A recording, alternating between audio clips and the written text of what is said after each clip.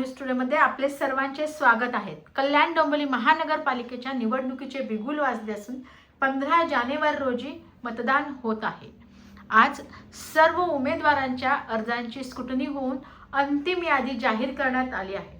प्रभाग क्रमांक 6 मधून वैजयंतीताई घोलप यांना शिवसेनेतर्फे अधिकृत उमेदवारी देण्यात आली असून त्या निवडणुकीच्या रिंगणात उतरल्या आहेत। नमस्कार वैजयंतीताई। नमस्कार। बरं, तुम्ही आता या निवडणुकीच्या रिंगणात उतरला आहात, तर तुमची कारकीर्द बरीच आहे, तुम्ही बऱ्याच ज्येष्ठ आहेत, अनेक निवडणुका तुम्ही लढलेल्या आहेत। तुम्हाला ह्या निवडणुकीमध्ये काय वाटतं, तुम्हाला उमेदवारी कशा पद्धतीने जाहीर झाली? सगळ्यात प्रथम मी आमच्या शिवसेना पक्षाचे मुख्य नेते श्री एकनाथजी शिंदे साहेब, आमचे तरुण तडफदार खासदार श्रीकांतजी शिंदे साहेब, आमचे आमदार माननीय विश्वनाथजी भोईर साहेब, माननीय जिल्हा प्रमुख लांडगे साहेब, माननीय जिल्हा प्रमुख अरविंद मोरे साहेब, माननीय शहर प्रमुख श्री रवींद्र पाटील साहेब, या सर्वांच्या सहकार्याने मला ही उमेदवारी मिळाली। आणि माननीय एकनाथजी शिंदे साहेबांचं मी जास्त हे करेन की त्यांनी माझं नाव ह्या प्रभागासाठी म्हणजे पॅनल क्रमांक 6 साठी अगदी निश्चित केलेलं होतं। कारण कल्याण डोंबिवली महानगरपालिकेला पहिल्यांदाच पॅनलला सामोरं जावं लागते, त्यामुळे बऱ्याच काही गोष्टी आम्हाला माहीतच नाही। पॅनलमध्ये कसं असतं, पॅनलमध्ये खर्च कसा द्यायचा, पॅनलचं नाव काय असतं किंवा पॅनल कसे असतात, ह्या प्रकारचं कोणतंही ज्ञान आम्हाला नव्हतं। आजूबाजूच्या नगरपालिकांमध्ये आम्ही जात होतो, पण महानगरपालिकेमध्ये कल्याण डोंबिवलीचं प्रथमच प्राधान्य हे पॅनल सिस्टीमला दिलं गेलं आहे। आणि अशा प्रकारे पॅनलला सामोरं जाण्यासाठी त्यांनी माझा विचार केला की ज्येष्ठ कोणी असेल तर त्याचा बेनिफिट इतर प्रभागांना पण होऊ शकतो। खरं तर मी माझे युवा सेना कार्यकर्ते माननीय मंदार बेलोटे यांना तिकीट मागत होते, परंतु पुरुषांमध्येच इतकी स्पर्धा होती की शेवटी नाईलाजाने मला पुन्हा उमेदवारी मागावी लागली पक्षाकडे आणि माझ्या युवा सैनिकाला मला बाजूला ठेवावं लागलं। ह्याबद्दल मला खरंच मनापासून खंत आहे, परंतु मी तो माझ्या वतीने कार्यरत आहेच आणि आमचे सगळे शिवसैनिक हे कार्यरत आहेत आणि आम्ही पुन्हा एकदा भगवा झेंडा आमच्या महानगरपालिकेचा युतीच्या माध्यमातून महापौर आमचा युतीचाच होईल असे मी मनापासून सांगू इच्छिते। खरोखरच तुमचं अभिनंदन। पहिला टप्पा तुम्ही खूप चांगला पार केलात, कारण तिकिटासाठी आपण बघत आहात की किती जण आज नाराज झाले आणि किती खटाटोप चालू आहेत, पण तुम्हाला एवढे चांगल्या याच्या पद्धतीने तिकीट मिळालेलं आहे आणि तुम्ही निवडणुकीच्या रिंगणात उतरला आहेत। पहिले प्रथम तुमचं अभिनंदन। बरं, तुम्ही काय सांगाल, प्रभाग क्रमांक 6 हा तुम्हाला कसा वाटतंय? खरोखरच ह्या प्रभागाचा हवा तेवढा विकास झाला आहे का असं तुम्हाला वाटतं? काय प्रभाग क्रमांक 6 मध्ये पॅनल ए मधून संजय पाटील साहेब, प्रभाग 6B मधून मी उमेदवारी मिळवली आहे, प्रभाग क्रमांक क मधून कस्तुरी देसाई यांना उमेदवारी मिळालेली आहे आणि प्रभाग क्रमांक ड मधून निलिमा पाटील यांना उमेदवारी मिळालेली आहे। तसं पाहिलं तर संजय पाटील आणि निलिमा पाटील हे दोघंही माझ्याबरोबर 4 टर्म काम केलेलं आहे त्यांनी दोघांनी। मी 5 टर्म निवडून आलेली आहे। कस्तुरीने गेल्या 5 वर्षापूर्वी म्हणजे 2015च्या निवडणुकीत ती विजयी झालेली आहे। असे आम्ही सगळेजण आपापल्या प्रभागाचा विकास करण्यासाठी खूप प्रयत्नशील होतो आणि आता इथून पुढे राहू। माझ्या प्रभागाबद्दल जर म्हणाल, रामबाग खडकबद्दल, तर तिथे फार मोठ्या प्रमाणावर रिडेव्हलपमेंट होत आहे। रिडेव्हलपमेंट होताना सगळ्यात मोठा प्रश्न भेडसावणार आहे तो म्हणजे पाणी प्रश्न। आणि पाणी प्रश्नासाठी मी माननीय एकनाथजी शिंदे साहेब यांच्याकडे मूलभूत सेवा सुविधांमधून जलकुंभाची मागणी केलेली आहे। ती जर झाली तर माझ्या प्रभागात मुबलक पाणी मिळेल लोकांना आणि लोकांचे बरेचसे पाण्याचे प्रश्न सुटतील। दुसरं म्हणजे कल्याण शहरात फार मोठ्या प्रमाणात वाहतूक कोंडी होत आहे। बरेच म्हणजे मी जेव्हा 95ला निवडणूक लढली तेव्हा फक्त 3 लाखाचा मतदारसंघ होता, आज तोच मतदारसंघ 15 लाखाच्या वर गेलेला आहे।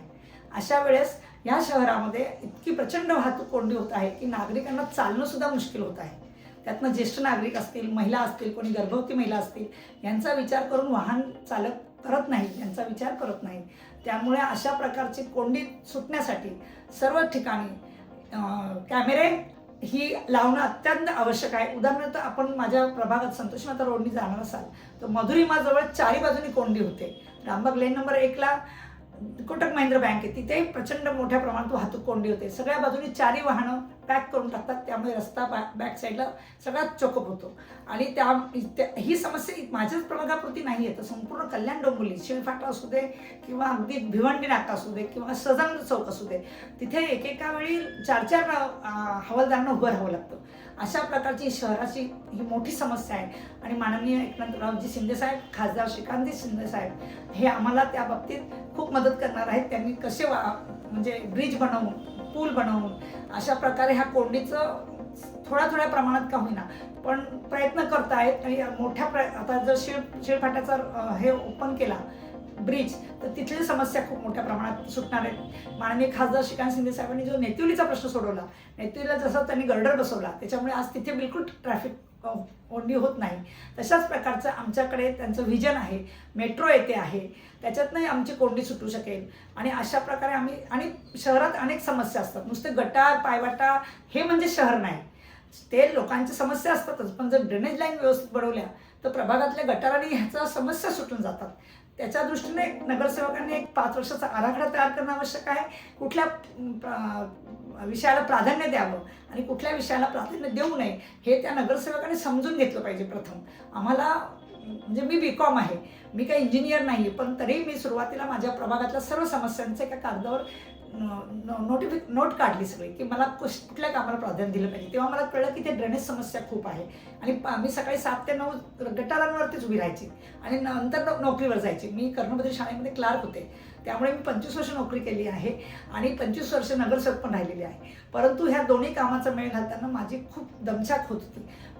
पण आता असं वाटतं की जेव्हा मी तो पहिल्या वर्षी पहिले 5 टर्म सगळ्या वॉर्डातनं पूर्ण ड्रेनेज व्यवस्था हे केली, योगायोगाने मला 5 वेळा तिकीट मिळाले. हा केवळ माझ्या नशिबाचा भाग असेल किंवा परमेश्वराचा हात असेल त्याच्या मागे. परंतु त्याच्यामुळे मला माझा वॉर्ड एकाच व्यक्तीकडे राहिल्यामुळे जास्त बेनिफिशियल राहिला. नंतर दुसऱ्या टर्ममध्ये मी पाण्याच्या लाईन टाकून दिल्या, तिसऱ्या टर्ममध्ये मी रस्ते सिमेंटचे बनवले, चौथ्या टर्ममध्ये मी नाला पूर्ण बंद केला, चिकनगर नाला. त्याच्यामुळे तिकडच्या आजूबाजूच्या सोसायट्यांना खूप त्याचं 25-25 माळ्याच्या इमारती उभ्या राहतात तिथे. अशा प्रकारे विकास करत गेलो आपण जर सगळा व्यवस्थित आराखडा करून. आणि त्याच्यामध्ये शहर विकासाचे पण मुद्दे जर मांडत गेलो तर नक्कीच सर्व प्रभागांचं, मी माझ्या प्रभागापुरतं नाही बोलत आहे, कारण मी महापौर म्हणून राहिलेली आहे. मला सगळ्या प्रभागांचं लक्ष देऊन काम करून घेणं हे माझं मोठ्या प्रमाणात प्राधान्य राहणार आहे. कारण मी सगळ्यात सिनियर असणार आहे. आणि जेव्हा निवडणुकीतून निवडून येतो माणूस, तेव्हा त्यांना आपल्या सगळ्या समस्यांना तोंड द्यावं लागतं. आणि त्याच्यामध्ये माझ्यावरती जास्त जबाबदारी आहे. पॅनल तर नुसताच काढेल असं नाही, पण कल्याण पश्चिमची पण मला शिंदे साहेबांनी जबाबदारी दिलेली आहे की तुझं लक्ष असू दे. आज राजेंद्र देवेकर आमच्या हयात नाही आहेत, आमचे प्रकाशजी पेनकर हयात नाही आहेत. हे दोघांचे आम्हाला खूप कमी भासणार आहे, कारण ह्यांचे खूप म्हणजे शहरावरती ह्यांचं खूप लक्ष असायचं सगळ्या समस्यांवर. एक अभ्यासू नगरसेवक म्हणून आमचे राजेंद्र देवळेकर हे खूप सभागृहात चांगल्या प्रकारे आमच्याबरोबर साथ द्यायचे.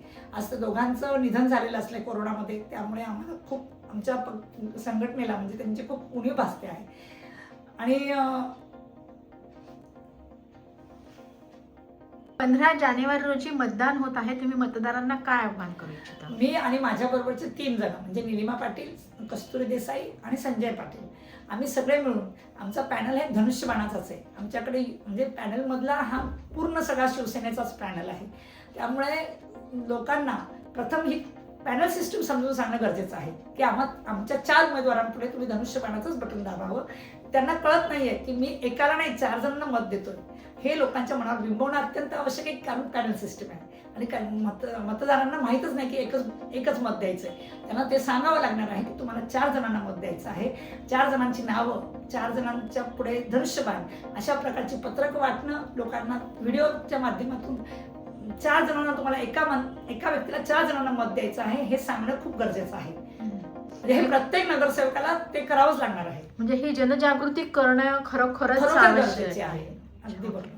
बरं, ठीक आहे. आपण आत्ताच वैजयंतीताई घोलप यांच्याशी संपर्क साधलात. त्यांनी खरोखरच सांगितलं त्यांचं कार्य हे फार ज्येष्ठ अशा कार्यकर्त्या आहेत. त्यांनी अनेक पदं भूषवलेले आहेत, जाणकार आहेत आणि त्याचा फायदा नक्कीच इथल्या शिवसेनेला होईल अशी आपण एक आशा बाळगूया. जय हिंद, जय